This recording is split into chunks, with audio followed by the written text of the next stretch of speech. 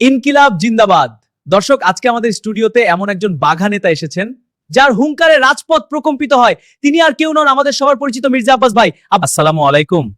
ওয়ালাইকুম আসসালাম। নাসির সাহেব, সালামটা একটু আস্তে দিলেও আমি শুনতাম। মাইক্রোফোনটা কিন্তু সচল আছে, আপনি কি সেটা জানেন?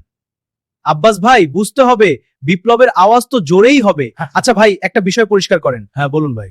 রাজপথে যখন পুলিশ ধাওয়া দেয় তখন কি সত্যি স্ট্র্যাটেজিক মুভ হিসেবে আপনারা গলি দিয়ে ঢোকেন, নাকি ওটা স্রেফ ফিটনেস টেস্ট?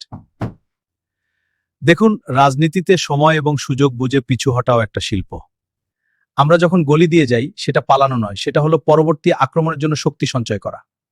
তবে আপনার মতো তরুণরা যদি শুধু চিৎকার না করে একটু রাজপথে থাকতো, তাহলে আমাদের আর গলি খুঁজতে হতো না।